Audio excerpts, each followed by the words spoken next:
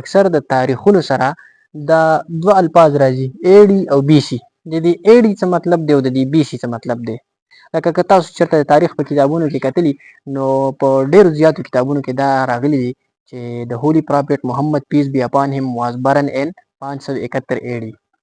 اوس دا 571 ایډي د دې ایډي څه مطلب دی او د دې بیسي څه مقصد دی. ګوره دا ایډي چې دی که نه دا ایډي اصل کې لیټن ورډ دی. اصل کې دا ایډي چې دی که نه د دوه لیټن ورډز دي د هغه نه دا ایډي دا دوه مخفف راخستي دي. صحیح ده.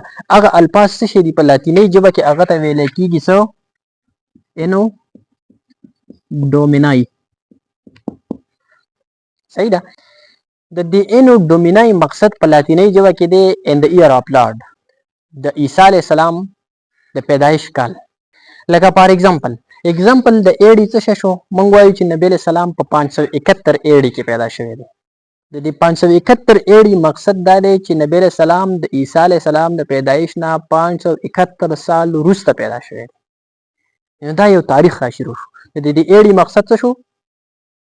د عیسی علیه السلام د پیدایش نه وروسته چې څومره کلونه وشو. نبی علیه السلام په 571 ایډي کې پیدا شو. ښه دا خو د ایډي حساب شو. د ایډي نه وروسته بیسي ته راشه. د دې بیسي څه مقصد دی؟ د دې بیسي مقصد څه شی دی؟ د بیسي مقصد دا دی چې بیفور دی کرایسټ. صحیح ده.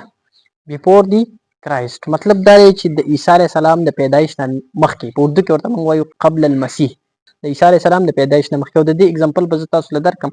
لکه مشهور فیلاسفر افلاطون پیدا شوی په 428 بیسي کې.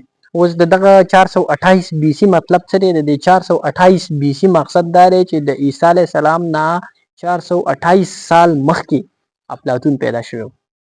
دا بیسي چې دی که نه دا د عیسی علیه السلام د پیدایش د کال نه مخکې حساب دی، او دا ایډي چې دی دا د عیسی علیه السلام د پیدایش نه وروسته چې کوم حساب شروع شوی دی دا هغه حساب دی. صحیح ده. اوس یو د خلکو په ذهن کې یو خبره ده د دې ایډي په باره کې. ځینې خلک وایي چې د دې ایډي نه مقصد دی افټر د ډیث اف جیسوس، یعنی مطلب د عیسی علیه السلام د مرګ نه وروسته. مسلمانان ځینې خلک دا خبره کوي چې عیسایان د دې ایډي نه مقصد اخلي افټر د ډیث اف جیسوس، د عیسی علیه السلام د مرګ نه وروسته. حالانکه دا خبره ټیک نه ده، دا غلطه ده. څومره تحقیق معلومات چې څه وکړي نو د دې ایډي نه مطلب څه دی؟ انو ډومینای ان د ایر اف لارډ.